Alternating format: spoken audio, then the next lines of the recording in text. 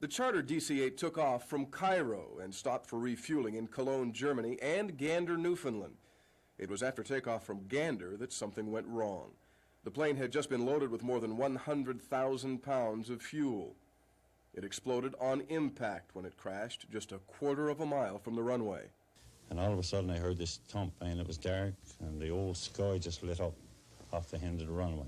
All 258 passengers and crew were killed instantly. It's not yet known what caused the crash. The Pentagon, though, says they do not suspect sabotage at this point. The flight recorder has been recovered, and investigators from the Army, the National Transportation Safety Board, and the FAA are tonight on their way to assist Canadian investigators.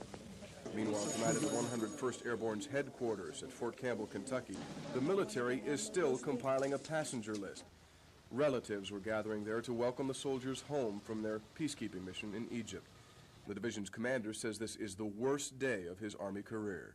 It will have a tremendous impact on this division for a long time to come, but we will take care of our family members that are in grief. We'll reconstitute our forces, and we will continue the mission. Today's crash took more lives in a single day than during any battles the 101st Airborne Division has ever fought, and it's the 8th worst crash in aviation history. He's over there fighting, and he makes it through it. The whole 6 months, and then he's on his way home. And all I'm, I know they had to be excited, and then this happens right before they get home.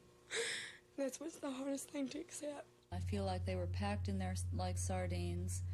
I think that they deserved better aircraft, and certainly after what they have done for their country and the way they serve their nation, they could have been flown first class. The men who now lie in a makeshift airport morgue had been celebrating a homecoming only moments before their chartered plane plunged to the ground and exploded on the frozen Newfoundland tundra.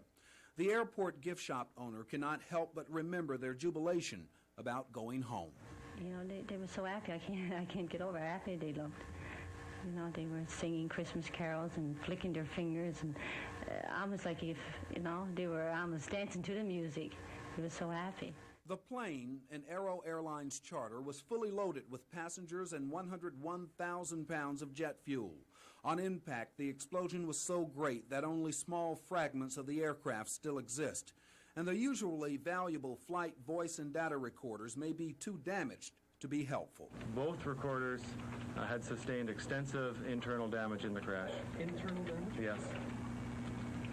This time it remains to be seen if any useful information is to be retrieved. Was the plane fit to fly?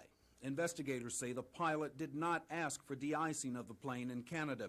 And today a former Aero Airlines pilot and a contract mechanic who worked on the same plane in July were critical of the company's maintenance procedures. I would say they are substandard, and that was one of my main complaints and my reason basically for resigning from the company in July '84.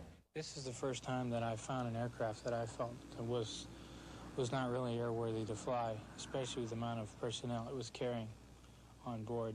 But another pilot defended the airline. And I don't think Aero is guilty of having any items that would affect safety of flight.